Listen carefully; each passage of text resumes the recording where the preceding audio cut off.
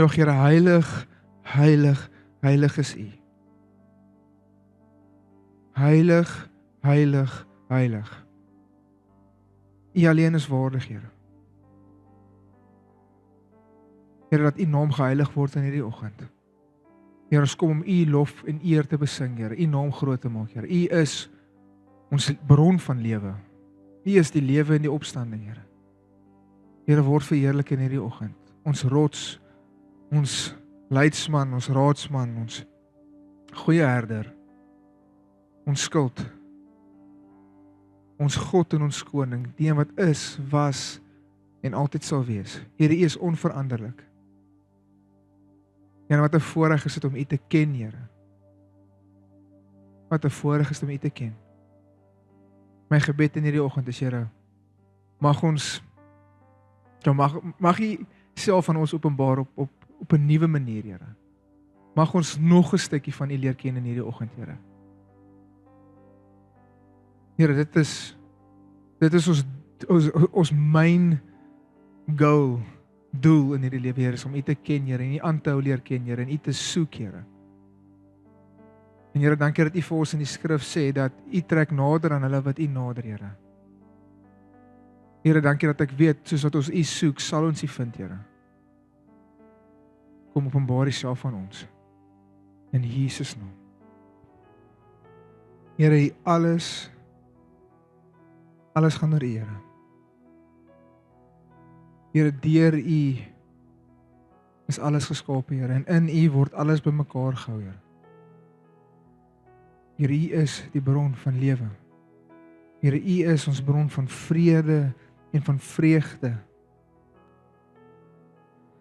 van wysheid, van insig. Here, U is ons bron. U is ons eerste liefde.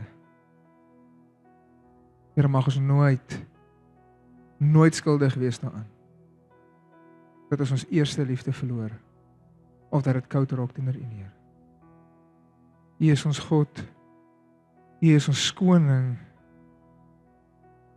en U is ons bruidegom, Here. Here, wat 'n voorreg is dit, om U bruid genoem te word, Here. Here, dankie vir die prys wat U betaal het vir ons, om U bruid genoem te word. Jesus. Dis, Here, daar is nie 'n mooier naam as U naam nie. Jesus. Daar is nie 'n ander naam waar dit vir ons vergifnis en verlossing kom as deur U naam nie, Jesus. Daar is nie 'n ander naam as U naam nie, Jesus, ons rots. U is Christus, die Seun van God. Ons het U lief, Here. Amen. Vanoggend se preektitel, die engel van die Here. Nou ek gaan so 'n bietjie aan die einde van die preek gaan ek bietjie praat oor die engel van die Here, 'n paar baie interessante goed van dit en wie hy is en wat ons weet van hom volgens die skrif. Maar voor ek daar kom wil ek begin met 'n storie uit die Bybel uit. Miskien een van die, kyk, ek sê nou laasweek, ek sê dalk in die week vir iemand, dit, as iemand seker vir 'n pastoor hoor sê hier is sy gunsteling skrif of hier is sy gunsteling storie, hy sê dit seker vir alles. Maar hier is regtig op hierdie oomblik een van my gunsteling stories in die Bybel. Dit kom uit 2 Kronieke 32. Julle kan so lank soontoe blaai.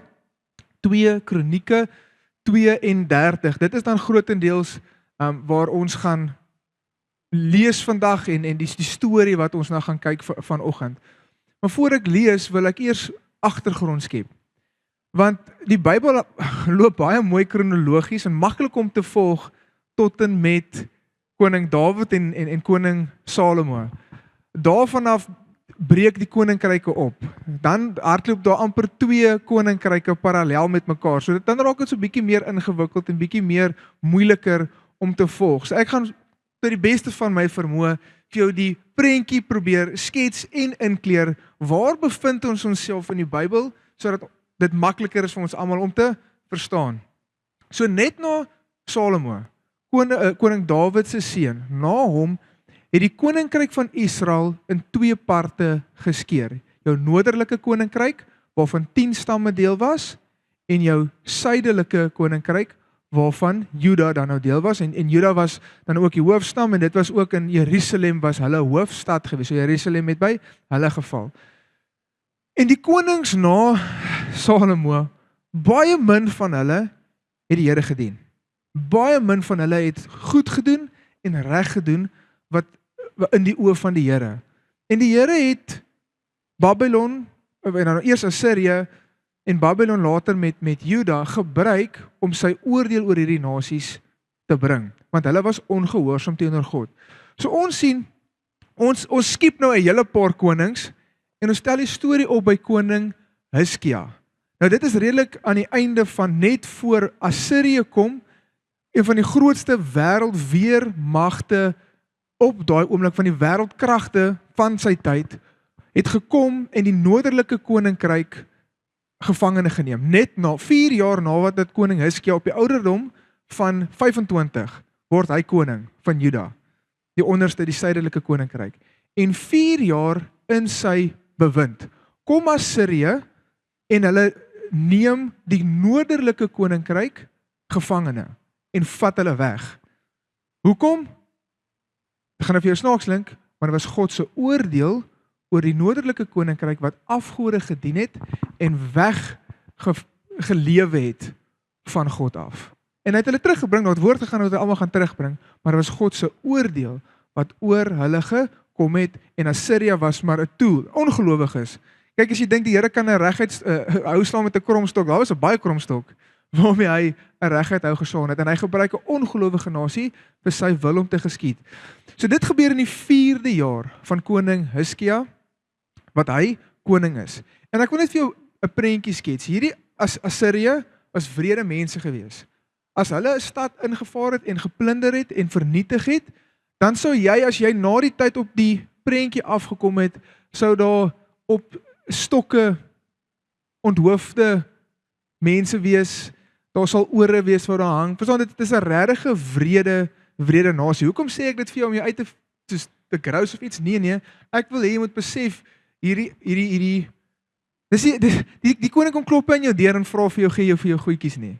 Verstaan, dit is die vrees wat saam met daai weermag moet kom is amper tasbaar. En dis hoekom ek dit vir jou sê. Want ek wil hê jy moet die grootheid verstaan van hierdie weermag. Ek het nog nooit, en ek wil net voor ek verder gaan, 'n probleem gehad. Ek hoef nie die vyand kleiner te maak vir my om gemaklik te wees met hom nie. Hy kan maar groot wees, hy kan maar sterk wees, hy kan maar 3 meter lank wees vir wat ek omgee soos Goliat. En ek gaan hom nie klein maak nie. Want ek hoef nie, want ek weet my God is groter. En dis waaraan ek rus. Ek rus nie in die feit dat ek die vyand of kleiner te maak nie. Hy het al baie goed gedoen, hy het al baie verwoesting gebring in die wêreld. Ek meen, ons kyk net om ons, maar ek weet my God is groter. So ek is nie besig om 'n serie op te blaas nie. Ek wil net hê jy moet 'n goeie prentjie hê van hierdie weermag. Toe in sy 14de jaar wat koning Hizkia aan bewind is in Juda, kom die nuus by koning Hizkia uit, hulle is op pad.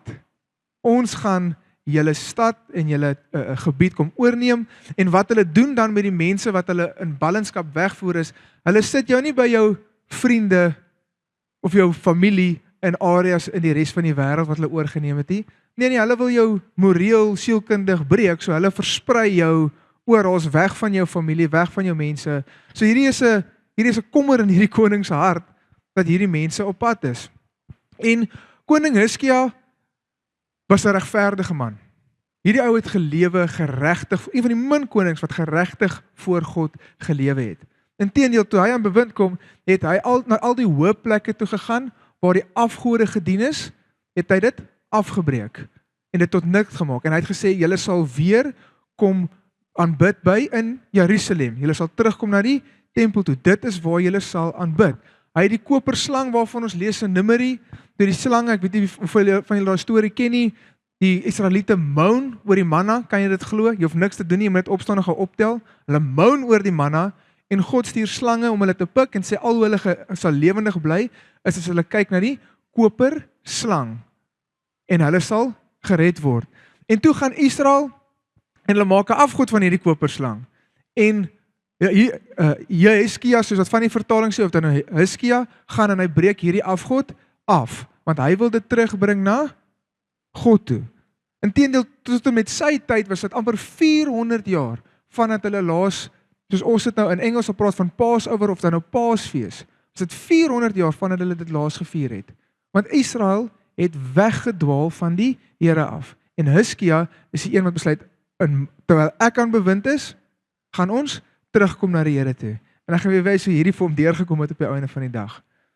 So nou stuur hierdie koning van Assirië, stuur 'n boodskapper vooruit.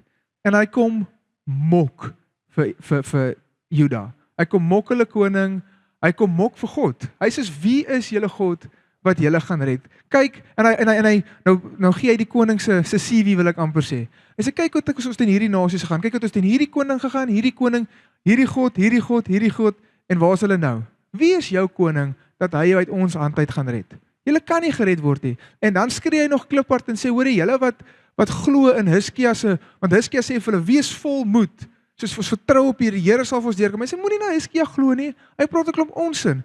Kyk, wat het ons al gedoen? Ons gaan kom, en ons gaan maak soos wat ons wil. Julle het nie 'n sê in hierdie saak nie. Ek wil 'n koninkryksbeginsel by jou los, voor ek verder aangaan met die storie. Hizkia het alles gedoen wat reg is in die oë van die Here. Dit het nie gekeer dat die vyand teen hom gekom het nie. Hoor my wat ek sê, net omdat jy alles reg doen, beteken dit nie die vyand gaan jou uitlos nie. Partyk, moenie soos Job se vriende, as iemand my vra, wat dink ek van Job se vriende, dan dink ek moet beter vriende gekry het. Want Job het niks verkeerd gedoen nie. Die duiwel kom teen hom, en sy vriende is soos, jy moes iets verkeerd gedoen het. Job sê, ek het regtig niks verkeerd. Nee, jy moet iets verkeerd gedoen het, dat dit nou gebeur het. Moenie die oorlog vrees nie.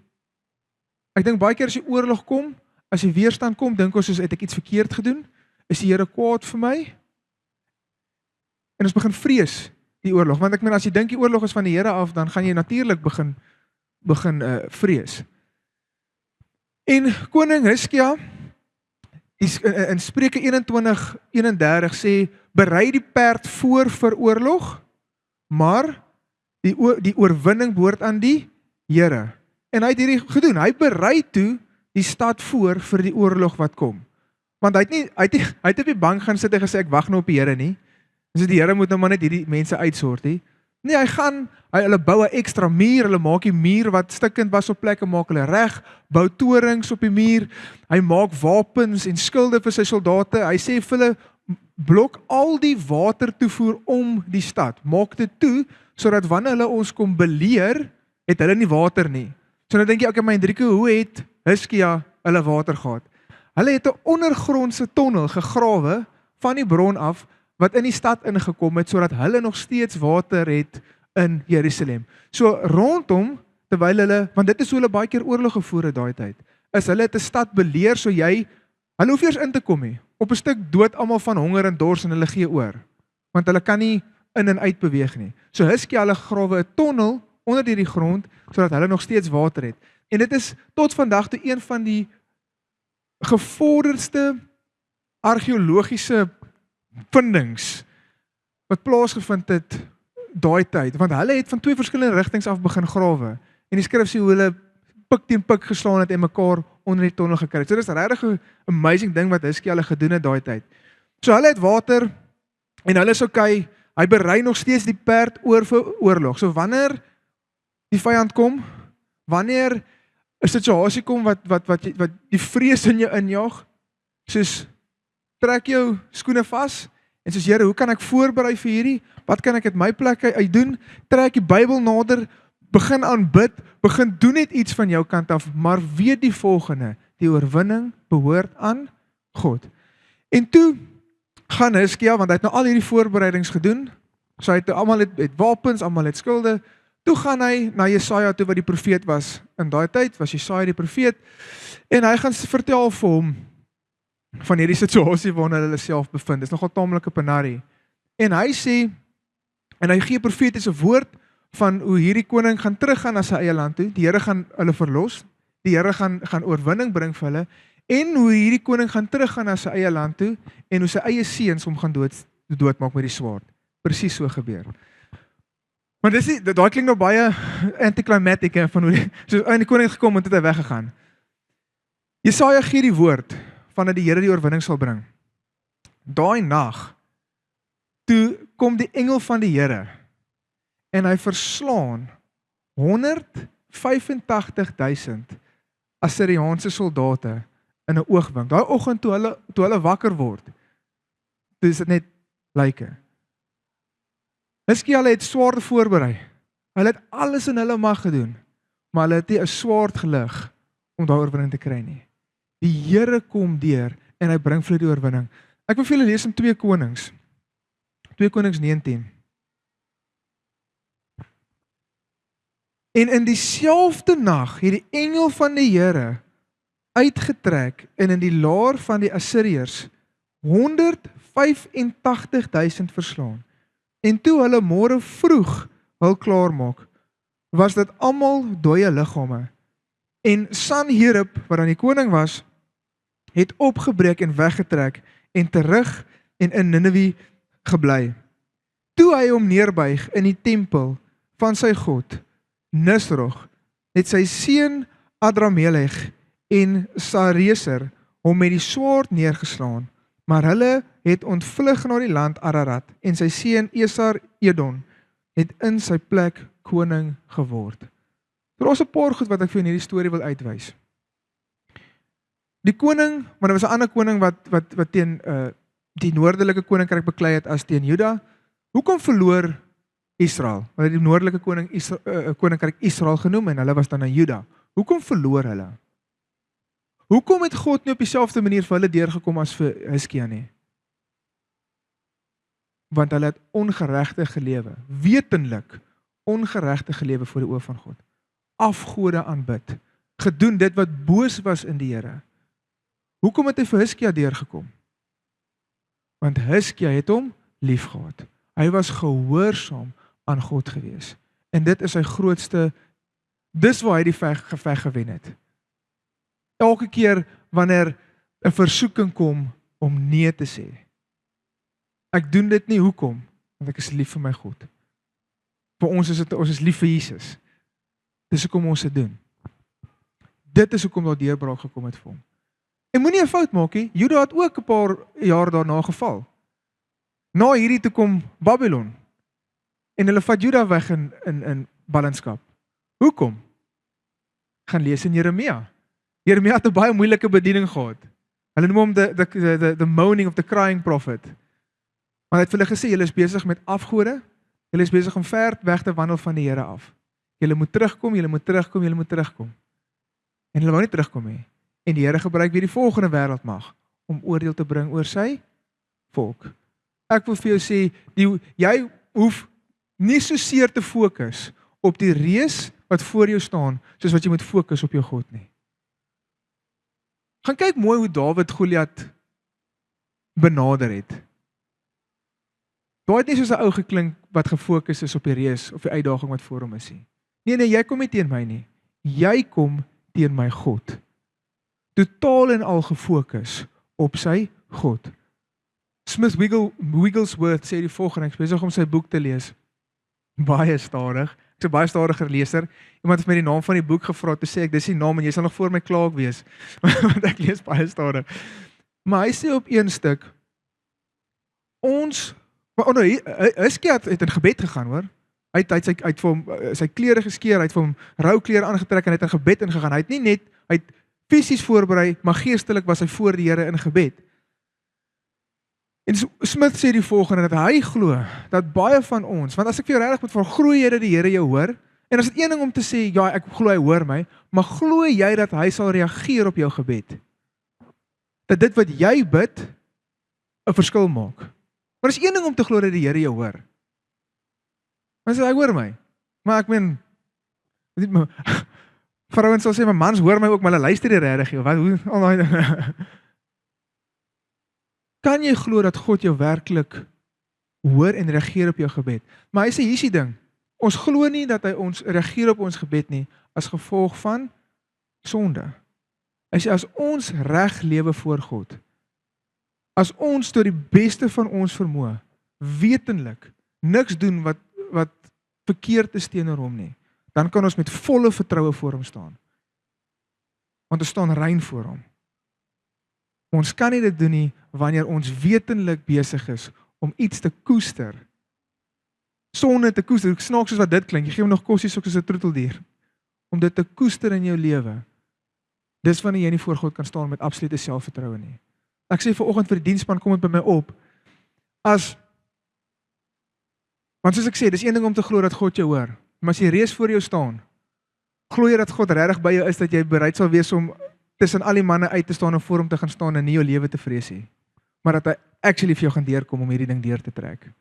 En jou nek op die lyn te sit. En te weet, my God is vir my. My God is vir my. Ek dink baie aan Joshua, net voor hulle Jerigo ingeneem het. Kom verskyn daar die engel van die Here aan Joshua met 'n ontblote swaard. En hy vra vir Joshua, of Joshua vra eintlik vir hom, hy sê vir hom, is jy vir my of vir my vyande?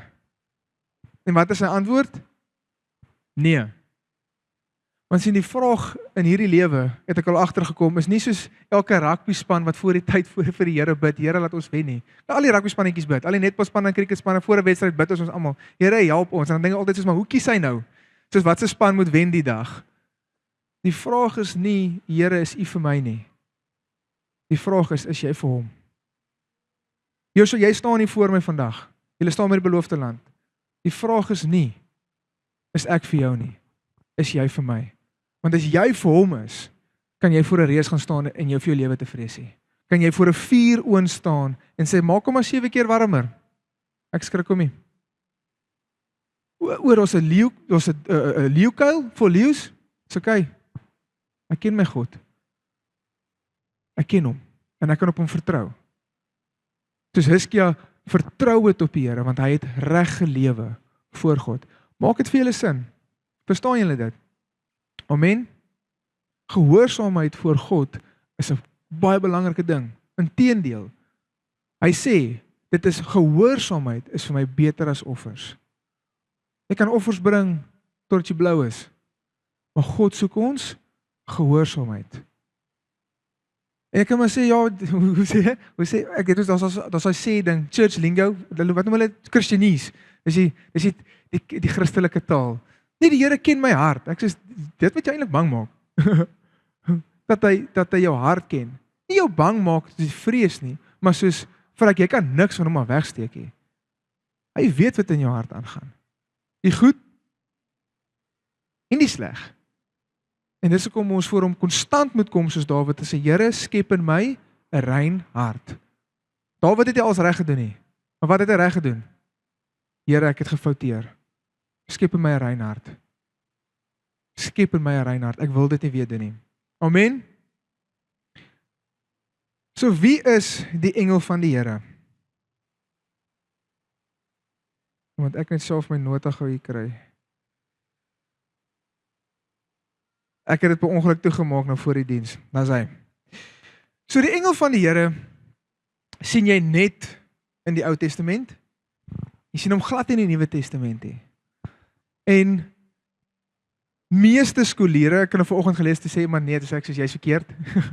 Meeste skoliere, van die hooggeagste skoliere, maak die gevolgtrekking dat die engel van die Here Jesus was.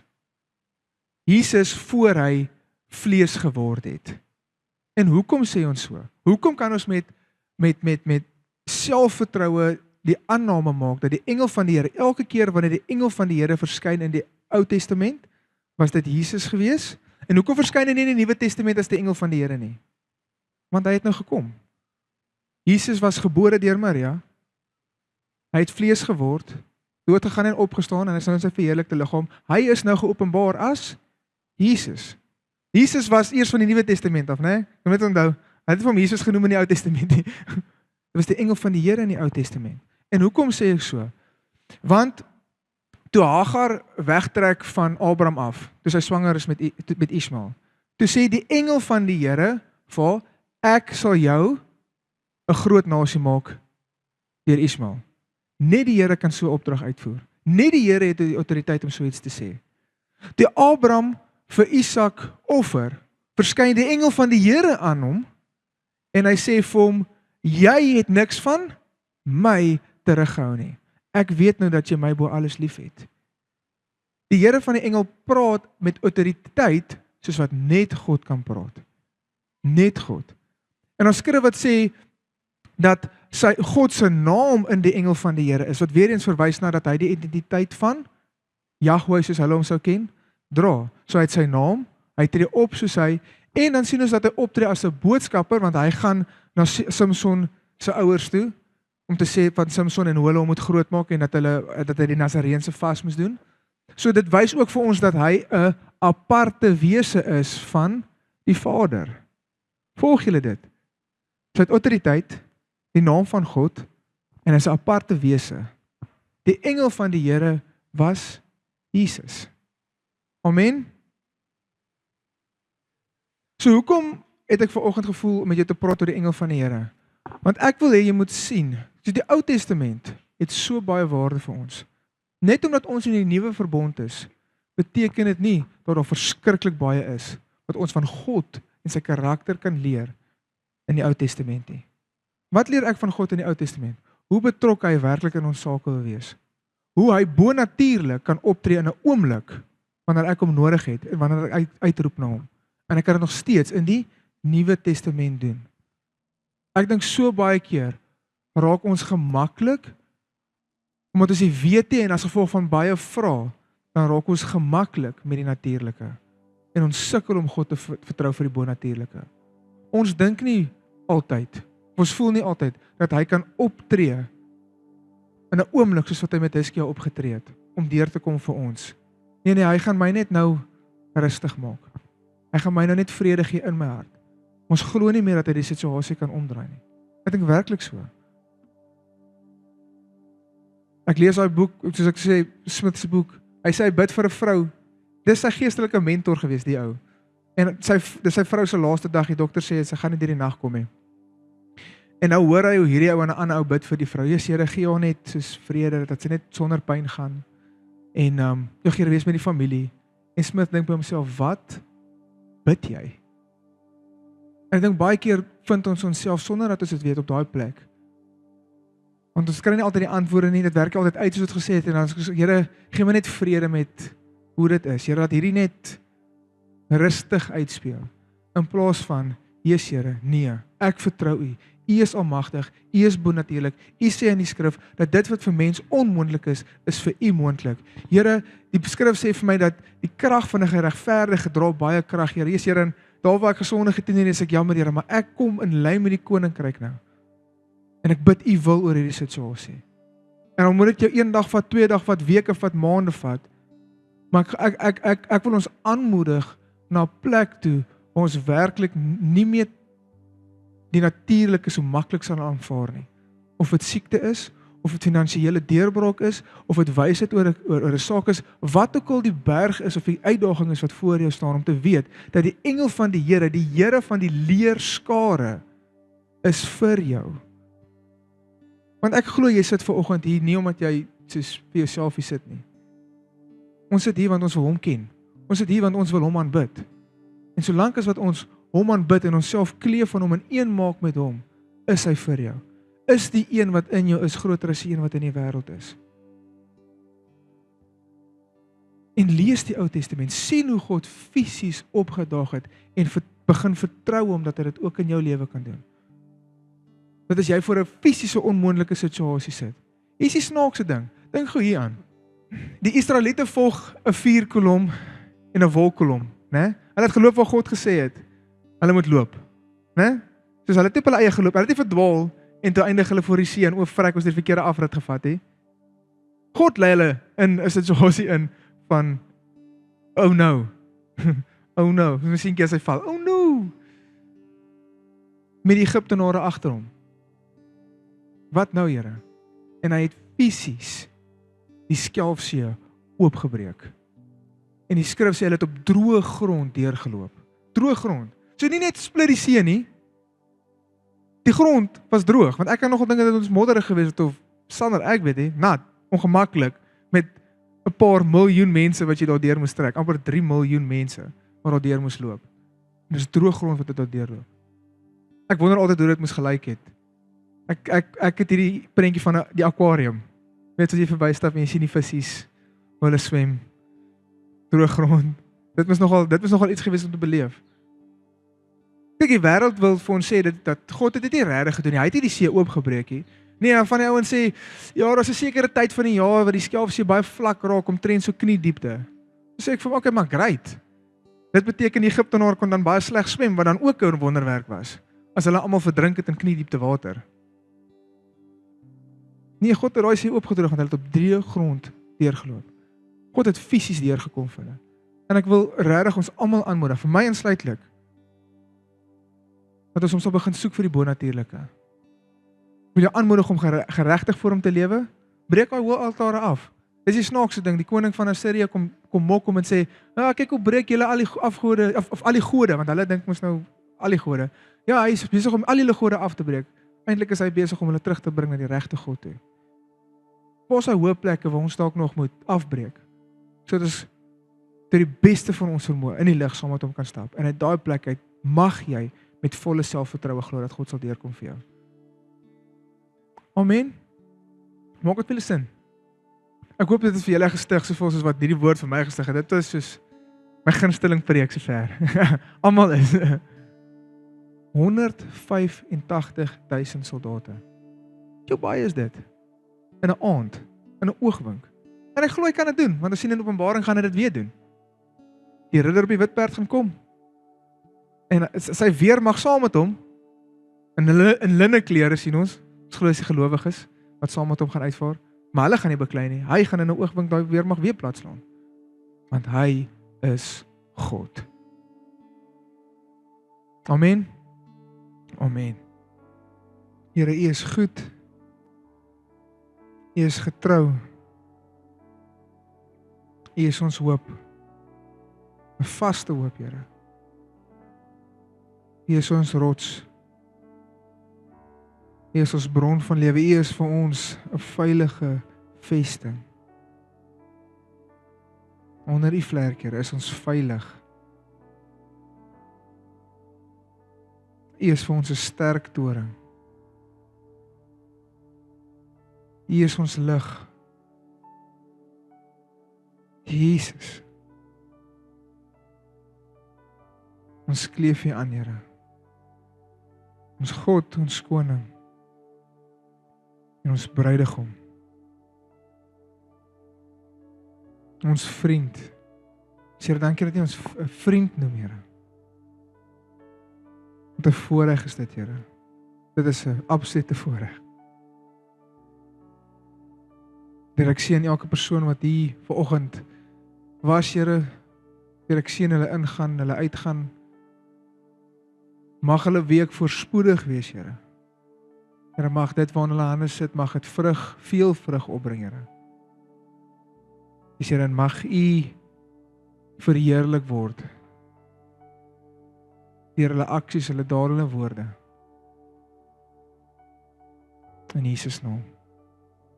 Amen.